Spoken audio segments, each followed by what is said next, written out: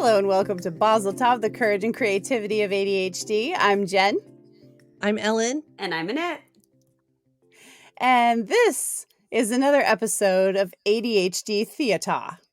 So, I know, right? It feels like a theater every day because you go outside, you put your mask on, you pretend to be normal and inside it's nothing but a circus. But speaking of circuses, our topic today is about intimate relationships.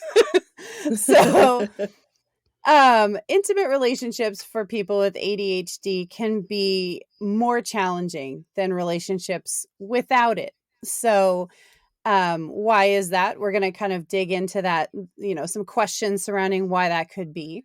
Talk about our own personal stories relating to ADHD in romantic relationships. We're not going to, talk about friendships here. I'm sure some of this will apply to friendships too, but we're talking about intimate relationships here.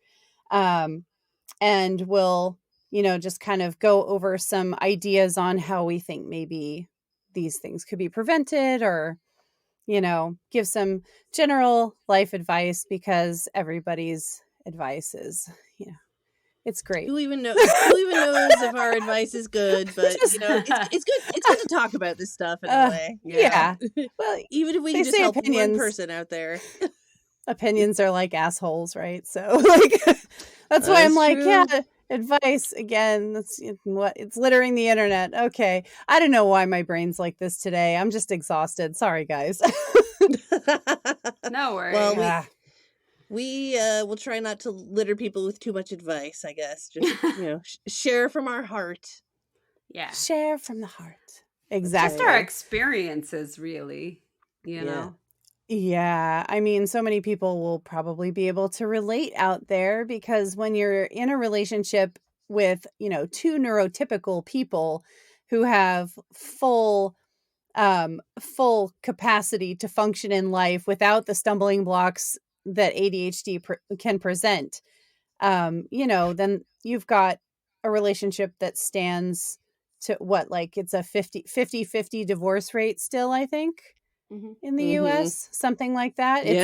It's probably. So if you're two neurotypical people in a relationship and you get married, you have a coin toss chance of getting a divorce or going, will they make it past the end goals? Yay. I don't know. 50-50, toss the coin, find out. I think we all know those power couples too. They're both like neurotypical, high achieving. Like they just, I'm in awe of those people. They have their shit together. They both have their shit together. And they have their shit together as a team. And it's just kind of amazing to look at. You're just like, wow, how could I do this? Unicorn. And then, it is like catching a unicorn. And then you just want to get close enough to smell its glittery farts. Yeah. Whereas our relationship, sort of I don't know, maybe mine looks more like a clumsy donkey than a unicorn. Wearing a unicorn. We're trying here. Yeah. That's funny. My donkey might be spray painted like a rainbow. Close enough, right? Exactly. Yeah. We just do the best we can. It just makes funny sounds. Ignore that. So it's no problem. But with the divorce rate with ADHD is kind of complicated. So if we're taking a look at, the 50-50 coin toss, when you look at younger couples with ADHD, one or both of them who have ADHD, you get almost no difference in divorce rate. It's kind of interesting. I don't know why this is. I couldn't find any information about what that was. So if either of you guys know, then, feel free to share. Yeah. But if you look at older adults who are in more established relationships, all of a sudden the divorce rate doubles. So wow, it's then a 75% chance, because you had 50 more. I don't know. My math sucks. So you tell me if that's right. So if one or both of them have ADHD in an older couple relationship, it's a 75% divorce rate. That might make I actual don't know. sense. It says it doubles. That might Mhm. actually make sense because when you're younger and you get married, your personality is still developing. You don't really get set in who you are until you're like in your 30s. And That is so so true. Your brain True. is like still developing until you're 25, 26 right? 26. 26? Okay. Yep. Yeah. Oh, Some of oh, us longer. and generationally speaking, if we think about this, like our generation is sometimes called the lost generation when talking about like learning disabilities and mental illnesses, because a lot of us didn't get diagnosed when we were kids because a lot of clinicians still thought ADHD did not apply to girls. So I wish. the older you Yeah. get, the more likely you are not to be diagnosed, which means that you wouldn't know what the problem was in the first Well, Mhm. place. So how also, could you if you're fix looking it? at yeah, and also if you're looking at older couples, usually they'll wait until the kids grow up and then they're like, "Bye, bitch." Mhm. Yeah. So, Oh yeah. Yeah, that's probably true. also a thing. There's a bunch of factors. Yeah. Yeah. Yeah, yeah, the culture of staying for the kids versus, well, fuck that, I'm out. Like I'm a Well, better parent by myself. have you ever thought about it this way? Like, if we have so much trouble keeping a hobby for all of like even a month, how hard is it Mhm. to keep the same person? God. That's a good Right? point. Yeah. Yeah, it When you is a have good point. ADHD, things need to stay interesting for us to be Mhm. engaged. And so that makes a lot of sense. Exactly. Mm-hmm. Mm-hmm. Yeah. And also when you're just in the dating phase of a relationship, the neurotypical person may not notice all of the, interesting coping mechanisms that somebody with ADHD might employ in their house, all through the day and Mm-hmm. night to get from Oh, point A to yeah. point B as an adult. Especially if we're good Like, at masking it. yeah, exactly. Yeah. So if Yep. you can mask it well in public, then when somebody comes home with you and they're, in your private living space, it's going to be a completely different picture, especially like, living there day after day after day. So if you're Mm-hmm. more old fashioned and don't move in together until after you've tied the knot, then yeah, I suppose you're in for a kind of a shocker. But Dude, do ADHD people Marie Kondo their relationships? Like you no longer bring me joy. Ooh. Yeah, this relationship doesn't spark bye. joy. Yeah. I I don't mean, know. I feel like I have. But that's why you just gotta keep the spark going, keep things interesting, I guess. Yeah. yeah, absolutely. But Mm-hmm. yeah, so we've got this, like higher divorce rate stigma. And just to be clear, I'm not saying that ADHD causes divorces because it doesn't. Most of the divorces happen when you don't know you have it, or you know you have it, but you haven't actually treated it. So of those divorces, the lion's share are people who have taken like zero precautions to try to, fix some of the issues that ADHD might present within the relationship or just within life in general. So, Hmm. Yeah. Yeah, it was yeah. after my divorce. It was early 2021 when I got divorced, and it was shortly after that I was kind of like, what's wrong with me? I need to figure myself out, like Hmm. obviously something's wrong or different. And so that's when I finally got an ADHD like formal diagnosis is from yeah. So but I mean I think I suspected it, but just didn't dive into Hmm. it until then. Yeah, that's interesting too Yeah. cuz I my diagnosis wasn't until after I had been divorced once and then Mm. got married to my current husband, and Hmm. that's when I found out. So, Yep. How about you, Jen? Well, I didn't get diagnosed until after my first child was born. So, and after he got diagnosed. So, Mm. I oddly use his diagnosis as a basis for mental health clinicians to want to explore my ADHD because I had already been diagnosed with PTSD as a complication. And that'll complicate it because, excuse me, a lot of the um of the ADHD symptoms that I would complain of, they'd say, oh, no, that's probably just your PTSD acting up, or maybe it's depression coming on in because of your PTSD. Maybe you just have low self-esteem because of your PTSD. Despite the fact that I had already gone through dialectical behavioral therapy for that and lots of cognitive behavioral therapy, and my symptoms in that regard, like I just wasn't attributing them to PTSD. It felt like something different, like a legitimate barrier in my life, and not just like an emotional one, but a mental barrier. And I just kept being really persistent, and eventually at age, I want to say it was like 35 or something like that, maybe 36. No, I think I was actually like 36 or 37, maybe even.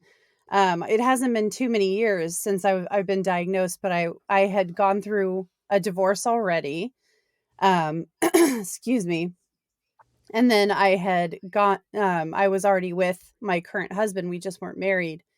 And we learned that I had ADHD. And then we eventually went on to be married. But, It's so good that you advocated for yourself. And I feel like you really do have to yeah. do that. Like, I hate to say it, but especially as a Hmm. woman too, like you gotta, Yeah. and I've had to see a few different health professionals before I found one that I really felt like I clicked with. It's tough to get the right diagnosis and the right people to help you.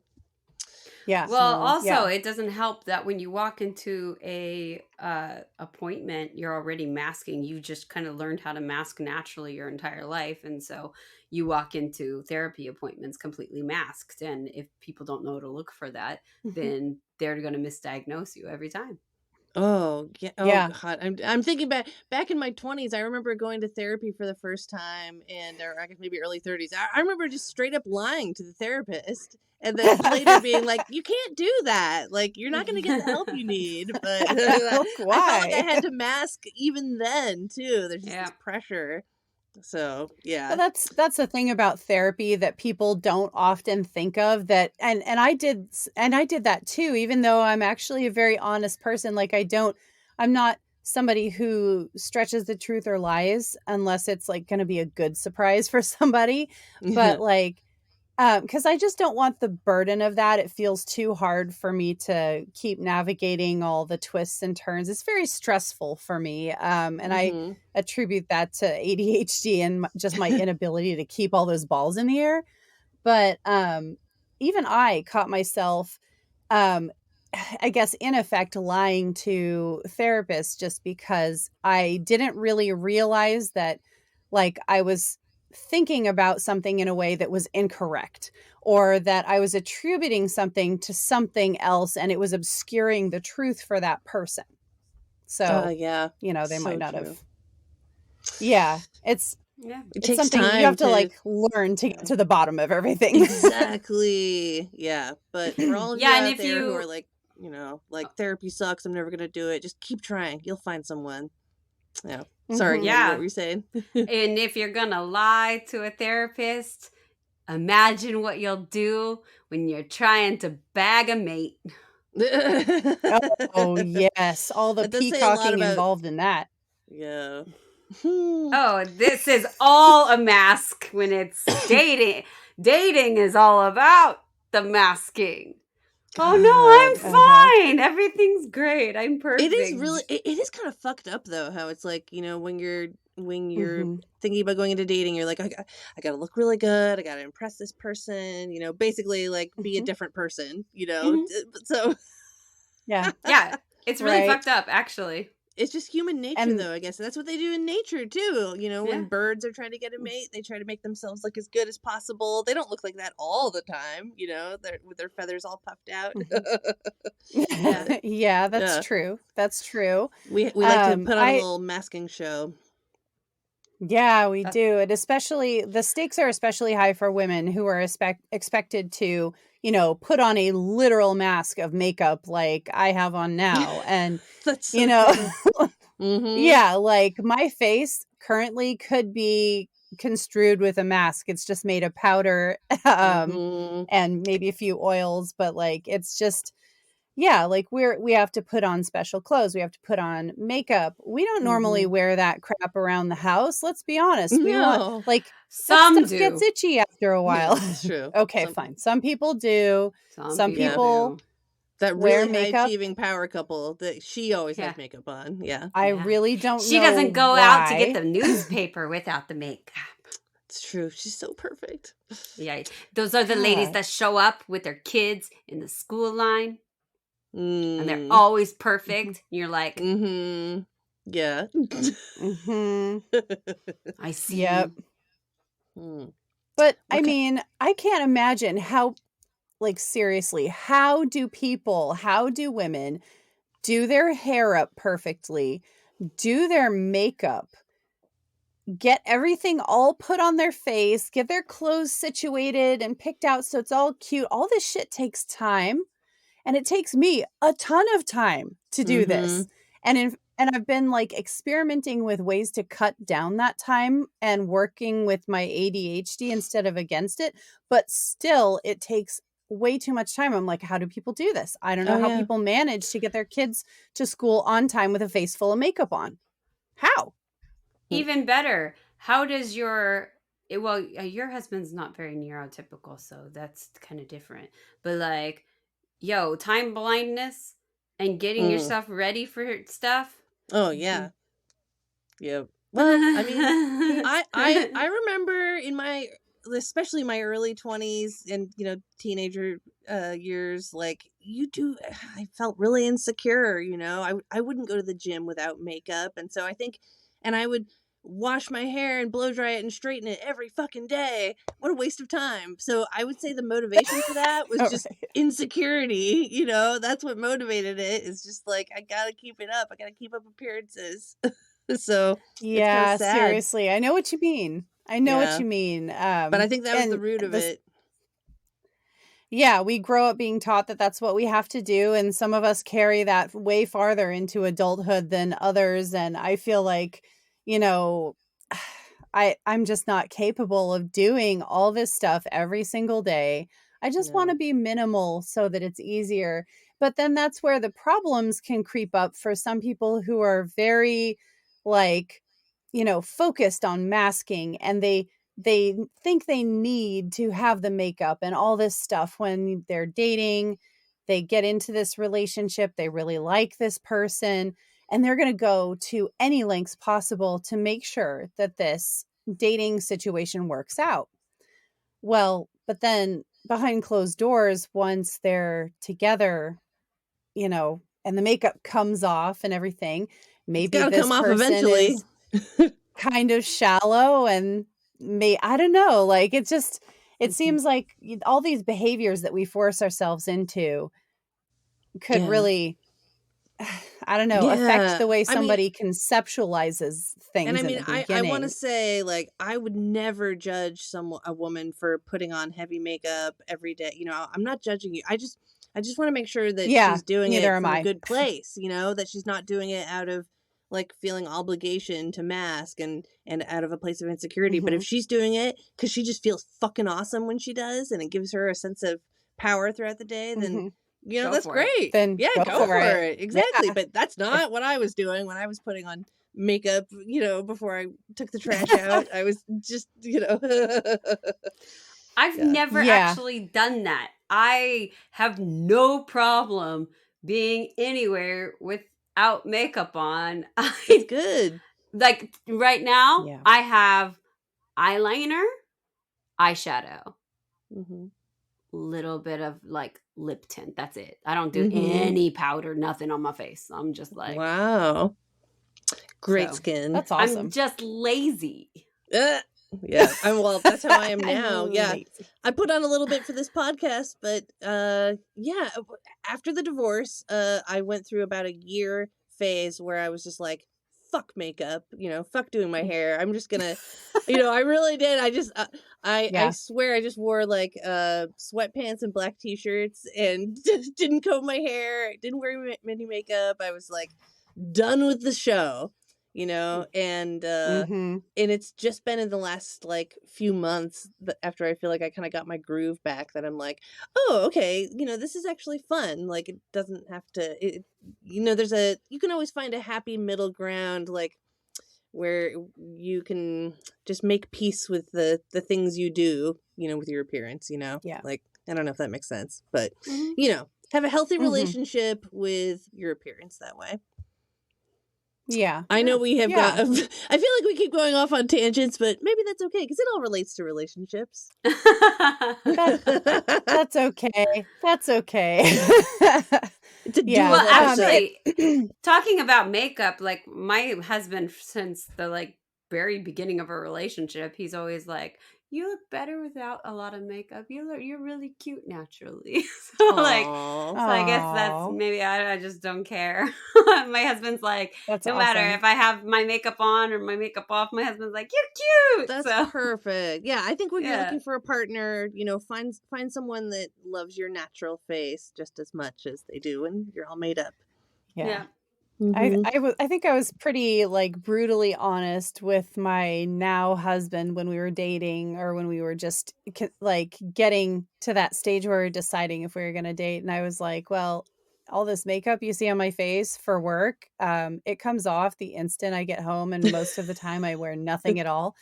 And he was just like, okay, like I was like brutally honest about it because That's I good. just didn't want to be held to that standard Yeah, all the exactly. time. Like, It's exhausting. yeah, I think sometimes we have to be brutally honest about how we really are inside our own homes, especially if we're very, very good at masking, because chances are you could be a pretty different person at home than you are in public. But just for the fun of it, I thought I would come up with a few ADHD relationship facts that people may or may not know about how ADHD could affect a relationship. My first little factoid here is that the ADHD maladjustment rate, which is like, responding poorly to being in a relationship. So that rate is upwards of 60% for people with ADHD. Oof. So upwards of 60% of us are kind of complaining about our relationships behind people's backs. We're off to the side, not so happy with them. The maladjustment is often caused by the symptoms of ADHD interfering with the relationship demands or the demands that, people they have just, in normal life, like paying your bills on time and stuff like that. But because you're in a relationship where somebody else expects you to help, keep communal finances going, it can start to take a toll on the relationship as well. Sure. Whereas it wouldn't if you were single. Okay. Maladjustment just basically so means like you're complaining about your partner to other people. you are unhappy and not functioning well in that relationship. Yes. Yeah, I was going to say, I'm happy and functioning well in my relationship, but I still complain about my husband. Oh, yeah. Okay, so maladjustment rate 66%. Is that what you said?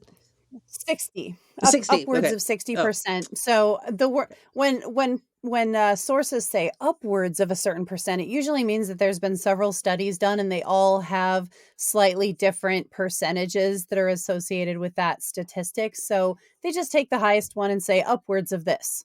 Yes. So yeah, that's what that means for people who aren't really used to, demystifying research. But another little factoid here is that, well, actually I went over some of this before about the divorce rates, how they are up to twice as high as neurotypical couples, especially in like older ADHD people. And also that identifying and treating the ADHD results in better odds that your relationship will survive. So those were some of my little factoids that I ended up mentioning earlier. Also, the low self-esteem that many people with ADHD have or could be seen with can make them more susceptible to being in toxic relationships.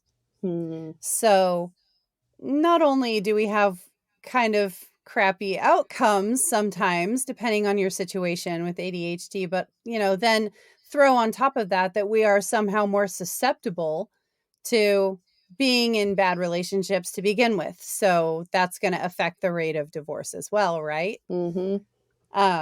So it might not just be everybody with ADHD failing. It's probably a good chunk of the divorce rate is also attributable to abuse. And my final little factoid here that I have is that ADHD people are about 31% more likely to experience intimate partner violence than neurotypicals. Damn. Boom. That sucks. I know. Ouch.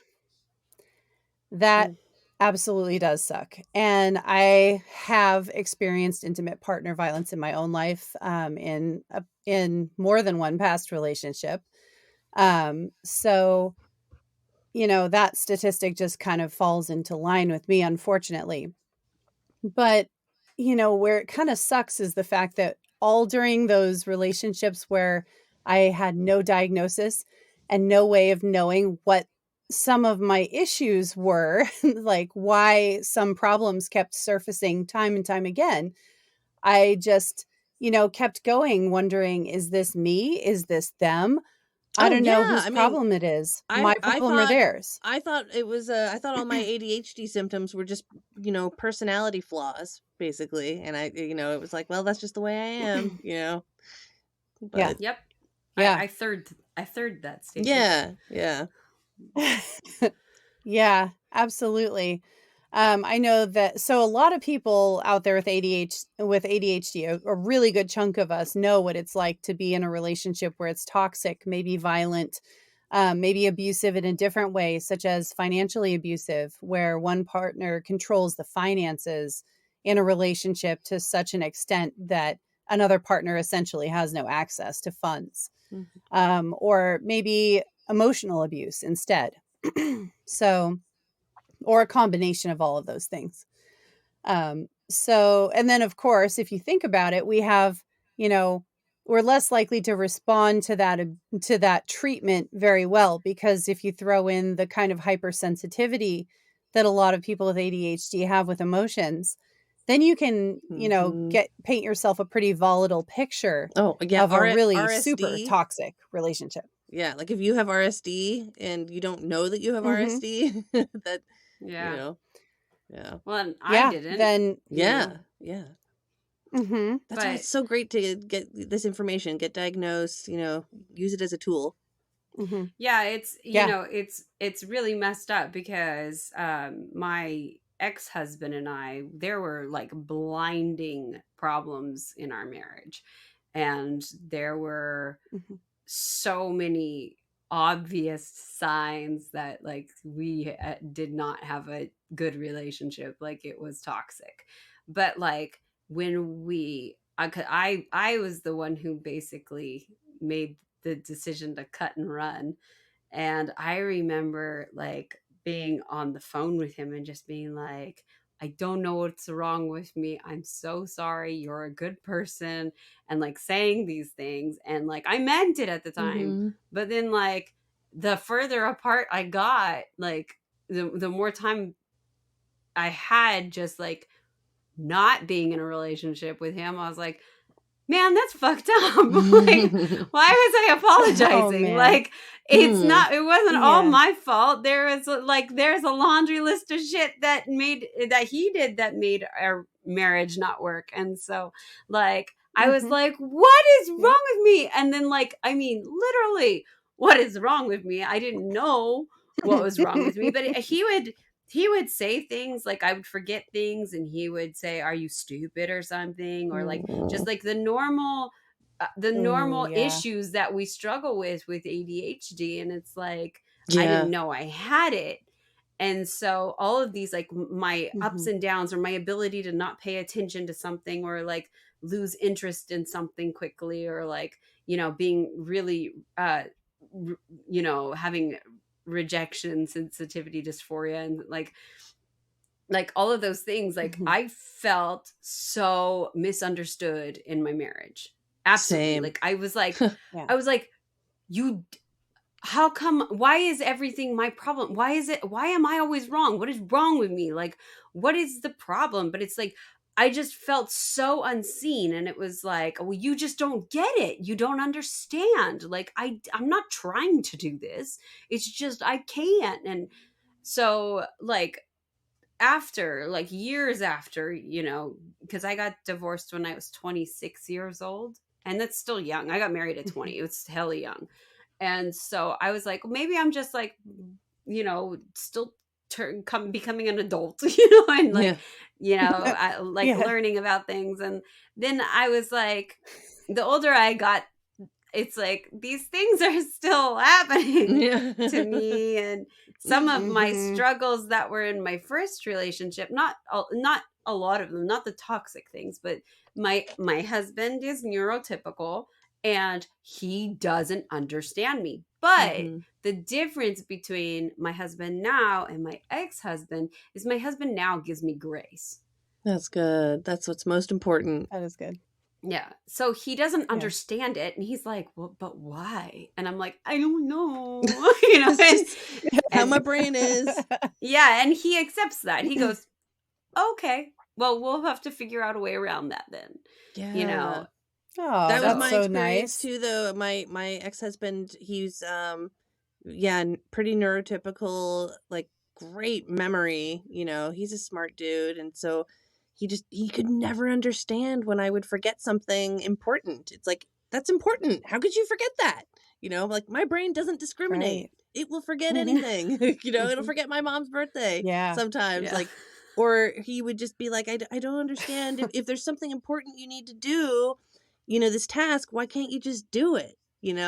Like, what's, and I'm like, I don't even know how to explain it, but my brain won't let me.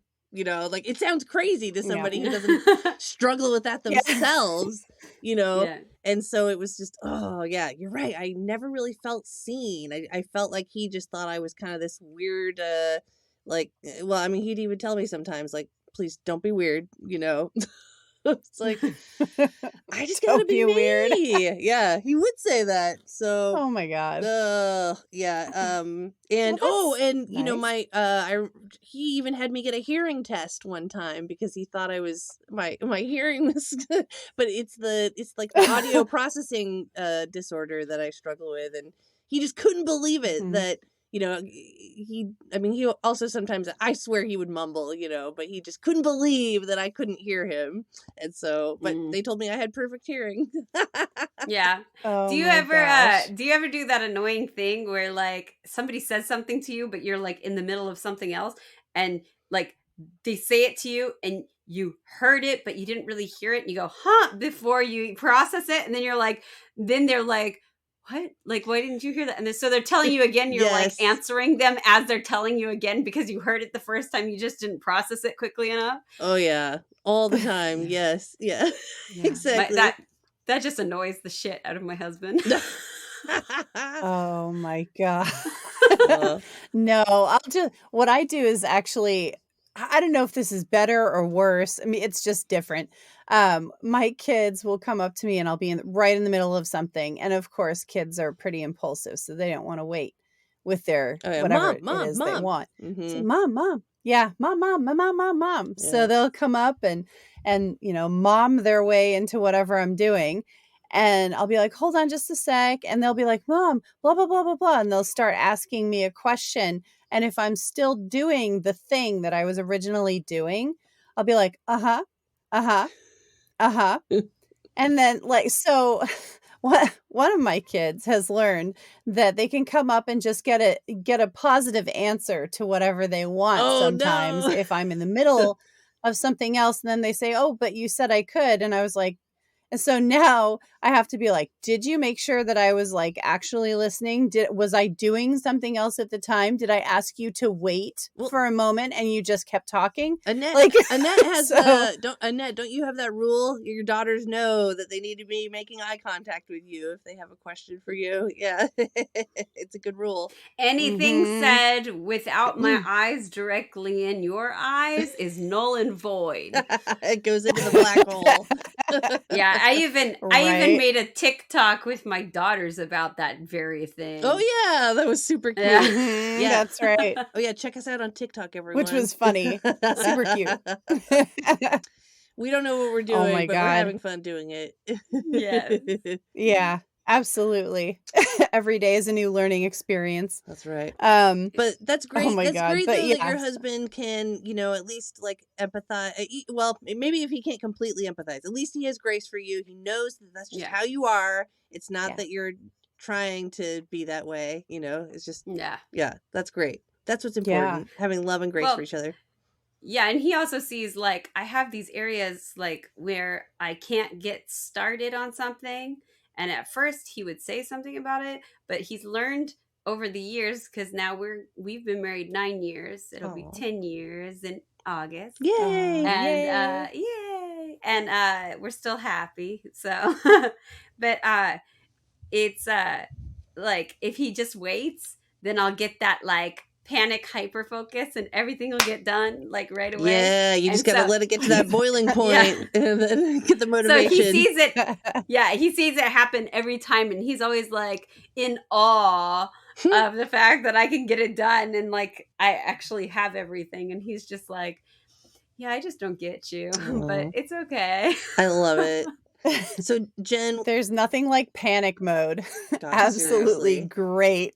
Like so good. Jen, is your husband? Holy crap. What's your husband like? What's your relationship, your dynamic regarding ADHD? Oh, well, currently the dynamic's really good in my current relationship.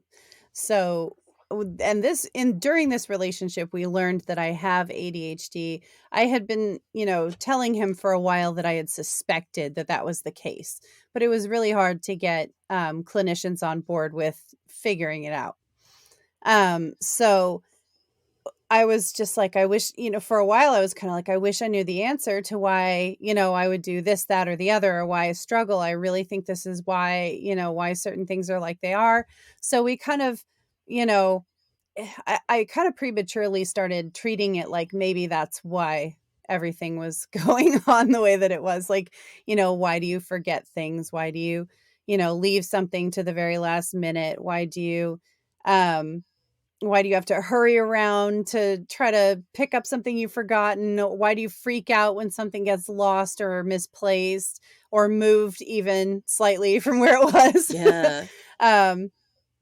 Yeah, So he that knew because that like one of he my knew that coping. about he knew that about you and just embraced it, basically. Like even though you didn't know it was Yeah, ADHD. yeah. Well, Yeah. he was kind of he was embracing me in my process because Yeah. when we met, I was very open and transparent about the healing that I was doing from past relationships. I was actively going to therapy, I was in domestic violence counseling or the very end of it. And I was like, I am trying to heal from these wounds. I'm trying to, reclaim who I used to be, not, I'm trying to get to a better place and actually, get to where I think I should have been by now as an adult, without the presence of a wrecking ball in my life. So, Mhm. I just, I was always really transparent and clear with him. Like, I struggle with these things. These things will trigger my PTSD. These things are trouble spots that I've never figured out before. And I just kind of like tried to lay it out for him. And whenever we had an issue, whether it was a miscommunication or just some kind of arguing point, we'd sit down and try to dissect what the problem was. And instead of something that made me a lot more comfortable to try to talk all this through with him is the fact that there was no blaming assigned. Mm.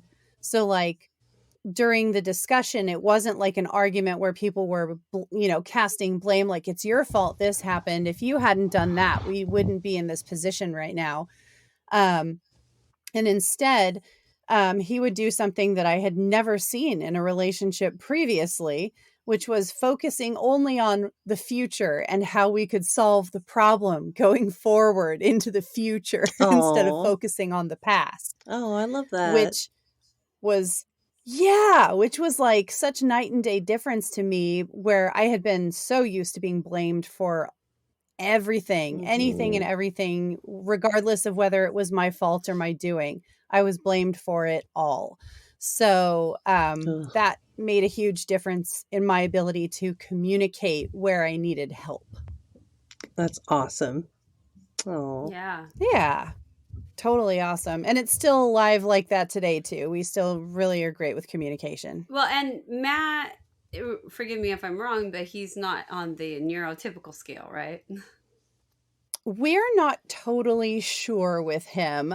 He has certain characteristics that we think, perhaps, like I've said for years, like, hey, perhaps you could have ADHD as well. And he'd just kind of be like, oh, I don't know about that, because he, he just didn't really want to think about it at the moment, or like, well, what does it matter now kind of thing. But Mhm. as time went on, he's like, well, maybe that is why I do certain things. So he's probably going to be taking a look into that formally here in the next several months Nice. I Good mean, and luck, see. buddy. I totally get it I know, right? why I totally understand why somebody might not want to pursue that, or maybe they're like, I don't want to put a label on myself. It's just the way I am. It's fine, Mhm, whatever. But for me personally, I felt mhm, like it was the answer to like why I am the way I am.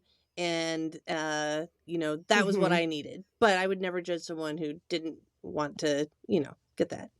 So to Yeah. each your own. M Matt's yeah, well, he's also the kind of person who, like, it's not that he's not capable of noticing details, but he tends to not notice, like, a lot of details that he thinks don't matter. Mm. So, like, he'll just kind of gloss over certain things, and I'll, like, I remember pointing out random stuff during our relationship, and he'd be like, "What?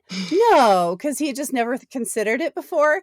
And then, like, a couple days later, he'd, like, call me on the phone and be like, "Oh my god, I could not get what you said out of my brain." And it turns out, like, so, like, and then he'd, think about it and be like, "Oh my god, no way." So so, like with Matt, I think he had to go through a process of deciding whether or not the things that I was like, "Maybe you have ADHD," about, whether or not those even bothered him enough to pursue it. Mhm. And also, he had to go, like, we've kind of had to go through a process of researching his other medications side effects to make sure that maybe it's not the side effect of a different medication, because he has a heart patient, and many drugs that are used with heart patients also can mimic certain qualities of ADHD, such as inattentiveness Oh, and lack of interesting. mental energy.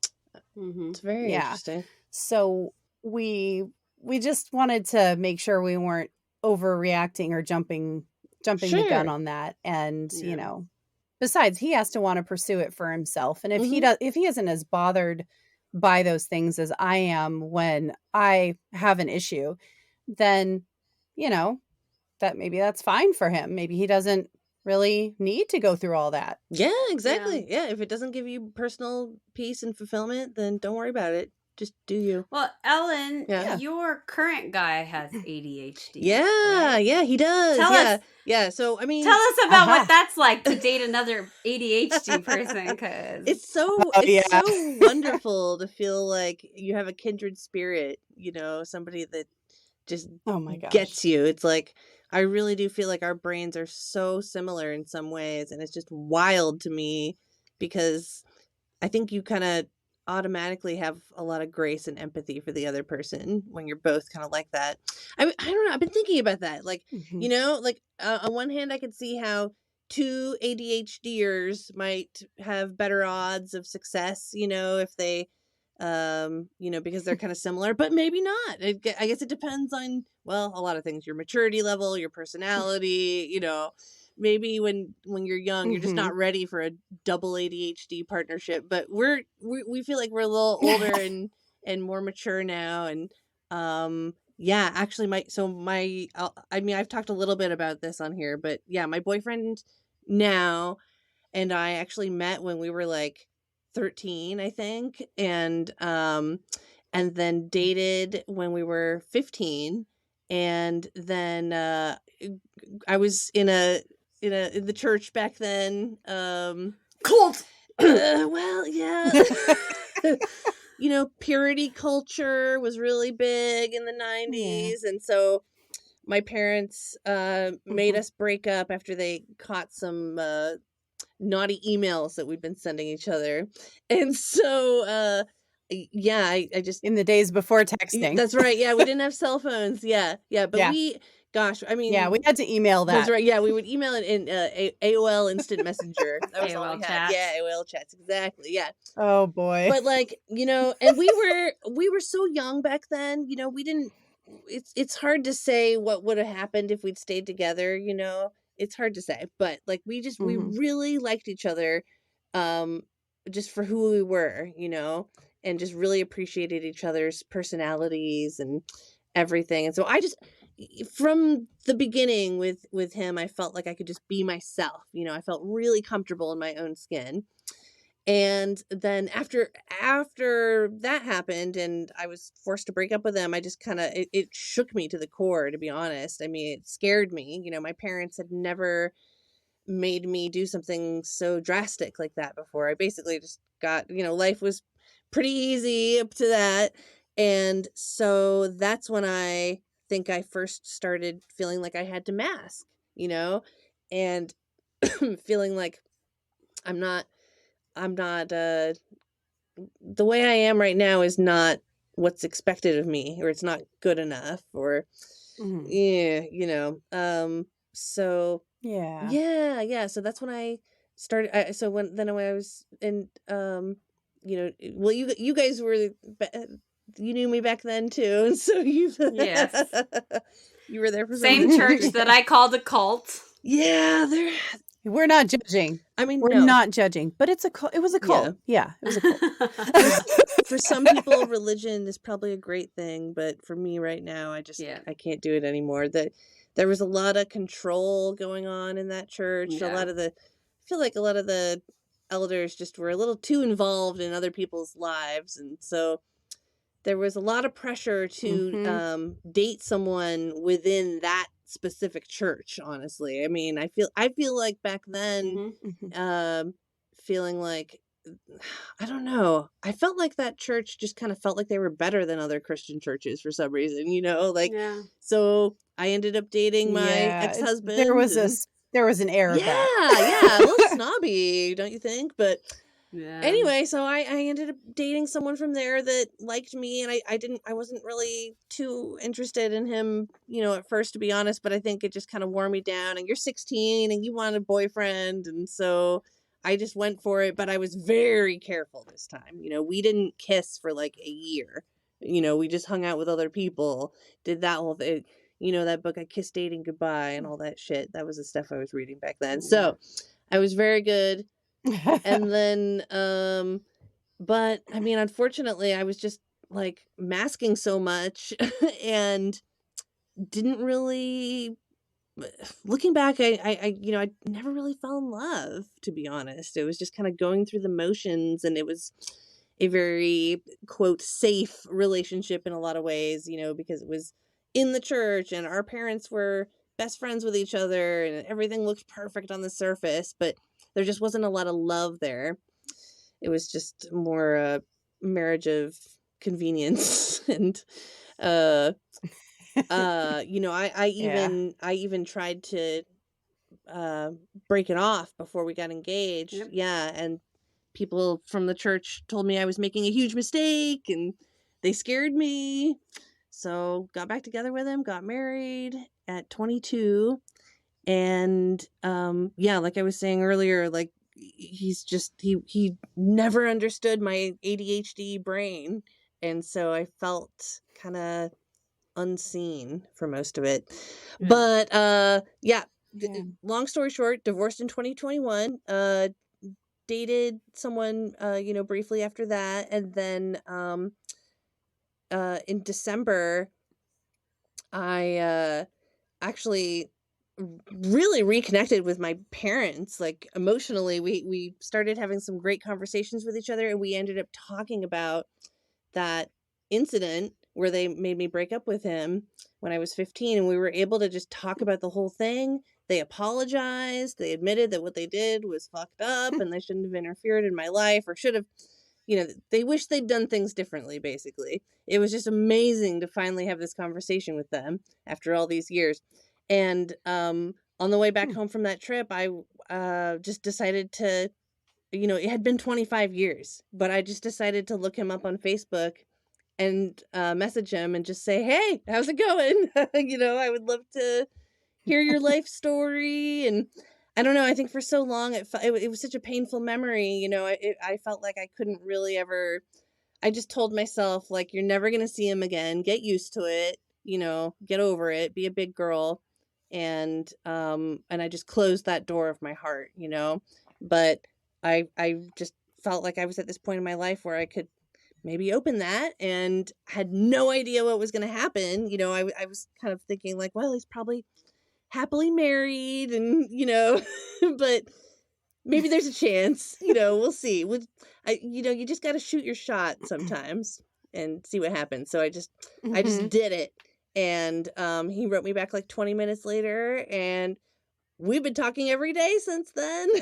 So it's just been I know, and the only problem though is that we live across the country from each other, so that's the biggest challenge. Small drawback. Small problem, yeah. But it has been amazing to reconnect with him, and we still have so much love for each other, and so it's just it's been very restorative and healing, and just the most amazing experience of my life, to be honest. Yeah. So, but yeah, he, when we were catching up, he told me he'd been diagnosed with ADHD a few years ago.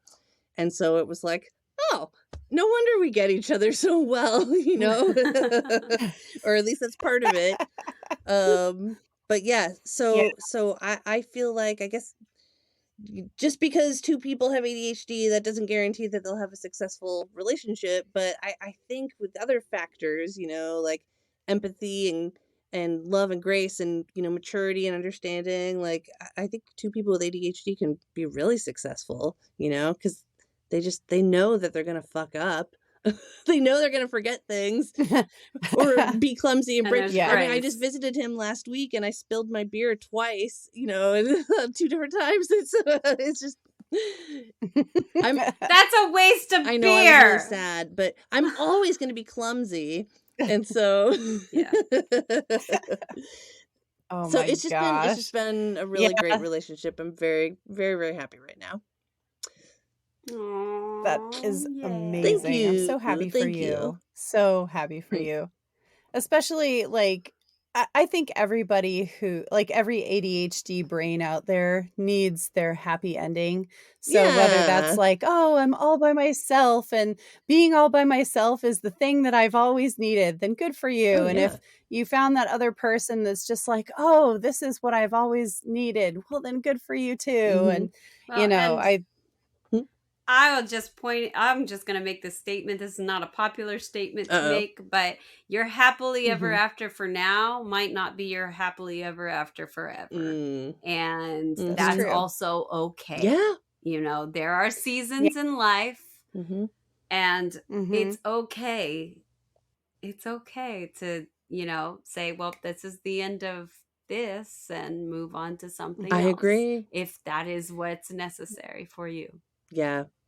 If you think about it, when the Christian church started insisting that people, do the whole till death do us part thing, death was like 40 years away. Like you'd be 40 years old. You'd be as old as we are and you'd die, like, because that was like the old maid or crone version of yourself. And you're just, you're old, you're like beyond ancient. And then now people are living like 60, 80 or 70, 80, 90 years. Yeah. And nobody expected to have to be married to the same person for 60 years. Yeah, that's a lot of years.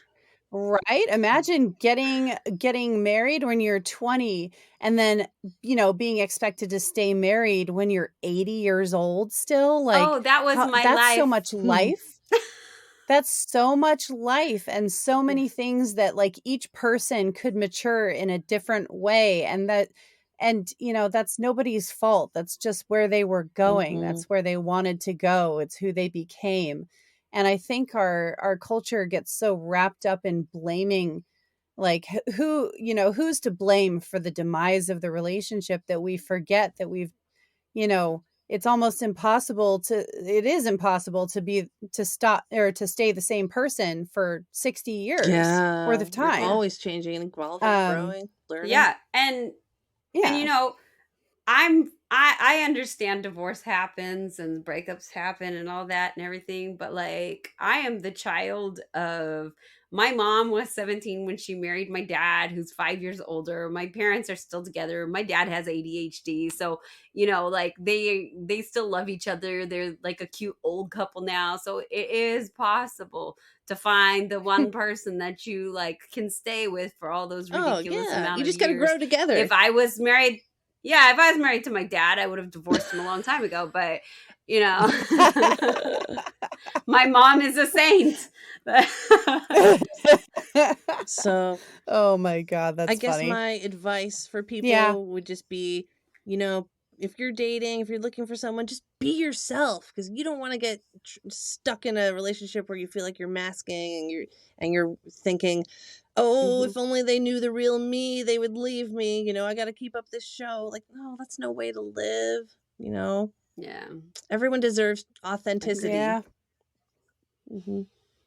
Agreed. That's true. Yeah. So just be your badass self and do what you want, and haters are gonna hate. And find somebody who likes you for exactly who you are. The shit show that you are. Right. Don't compromise yourself. The circus. I mean, always, it's good to work on yourself, of course. We can all be better people, but yeah. Yeah. I think at our core, we just want to be loved for. Oh, sorry. We do. No, I that's think we all just want to be loved for who we are. We just yeah, we do. And I don't think I don't think anybody should get in the practice of using ADHD as a reason why you can't do certain things within your relationship. If it is such a big problem for you, then you might want to consider what's more important to you, not having to do the thing or having the relationship. You gotta make that call for yourself. But if I were to give anybody advice on how, coming from really super toxic and abusive relationships to one that really works very well and is loving and warm and kind and considerate, I would say, if anybody has misgivings about your ADHD and symptoms, it's probably not the right move for you to be in a relationship with that person, because diamonds can be broken, but ADHD is forever. So you gotta consider that this is a hard and fast part of your brain, and it's not just a part of your personality. It's not just it's not a mental illness. It's like the way your brain is wired and literally the way your brain is shaped. So you're not going to get away from ADHD. The person that you marry, they're not going to get away from ADHD. So if they can't stand certain things that you do and they keep calling you annoying or whatever they're calling you, or stupid or lazy, slow, or whatever it is, lazy, overly emotional, whatever it is, just take that as a cue that it's your turn to bow out and leave gracefully and say, you know what, maybe this just is not the right match. Don't be in such a rush that you are willing to excuse that kind of thing, because what they're saying is that a central part of who you are is not good enough for them. So anybody with that attitude, they need to hit the road. Absolutely. Yeah. Yep. Agree. I guess my advice would be, for if we have any listeners who are neurotypical, be more empathetic towards your partner who has ADHD. Help them with their symptoms. Try to arrange both of your lives so that it works. And You know, if you know that your partner with ADHD has time blindness, you know, be a little bit more flexible with what time you're leaving, or like tell them an hour before, or tell them the wrong time even, so that you get there on time, you know. Yeah, just Like, figure out what works. you know, just yeah, figure out how it works, because, you know, people with ADHD, you know, yeah, we have some weird quirks that we deal with all the time, that, you know, there's not a whole lot we can do to change that. But you're never going to find more empathetic, creative, wonderful people who just love you for the way you are. So, Oh, That's yep. true. That's absolutely true. I feel like all of my friends who have ADHD, and like just anybody that I've known who's had ADHD, were just such genuine Mhm. people that got right to the heart of things. And, you know, they weren't afraid to accept other people for exactly where they were at. And, you know, I feel like people like neuroatypical people, or people maybe just with ADHD, can really see who people are sometimes because we notice certain like quirks, like micro expressions, or, you know, figures of speech that somebody keeps using. Like, you know, we'll make note of those things, or at least I will. And you know, I've all of my friends who have ADHD are like the most warm, kind, and accepting people that there are, which is why I love being friends with other ADHD Mhm. people, because I feel understood and heard and seen, Yes. you know? Yep. yeah. That's good. So, yeah, All right. absolutely. close- So if you guys are Mm. Let's close, close the book on our Closing- chapter of Oh, love. yes. I was gonna close the book. I was closing the book.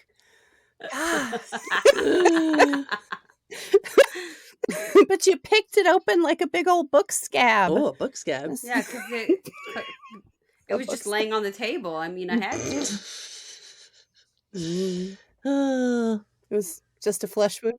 It's only a flesh wound. I love you guys. So to summarize, ADHD can present a number of stumbling blocks within relationships and marriages, especially once you know, are living together, have children together, and you're expected to do all the adult things. And that's hard, even when you're an ADHD single person out there. But it's harder when you have to work with somebody else who may or may not have ADHD. So, you know, if you're kind of feeling that burn of, oh my God, what have I gotten myself into? Like, how can I function in this relationship? It feels heavy, you know, decide whether it's toxic or abusive, number one. But then if it's not, you know, kind of carefully consider where you can impact your relationship in a positive way. What can you take responsibility for that will help, you know, meet the needs of the relationship? And where can you ask for accommodations? If you think about it, you know, educational institutions, they have accommodations. Workplaces, they have accommodations. But so who says we shouldn't be able to have that level of support within a relationship, where you should be able to say, hey, hun, you know, I have to be somewhere in the next 30 minutes. Would you mind, like, I'm going to set an alert on my phone. Could you set an alert on your phone too? Like, you know, sometimes it's really easy to do. You know, just make sure that it's a reasonable ask and not not like completely unreasonable. But anyway, yeah. So and make sure your partner understands you yeah. for who you are, and that they, you know, if they're having trouble with dealing with your ADHD, then that could be a deal breaker, depending on how it goes. Get counseling. And if you Yeah. have a therapist, Yeah. a lot of times your therapist will also meet with your spouse so that, you Yeah. know, they can give some clarity into that. So Yeah, because everyone deserves to be loved for Yeah. who they are. Yeah. Yes, absolutely. And our ADHD symptoms and the presence of our ADHD is non-negotiable because it's going to It's be there regardless. So it is It lives in our heads non-negotiable. rent-free. So it so does. Are you kidding? It's the one who charges good rent. point. The ADHD tax. Oh, Yeah, the brain energy tax for sure. I'm feeling it Yep. today, right now.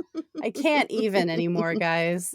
But if you're out there listening and you're just like, I don't know, like I just don't know. My brain is shutting down, like right now, guys. My brain is If you're out there shutting the fuck listening, down. we love you, and we want the best for you. Yes. We your love you. relationship. Yep.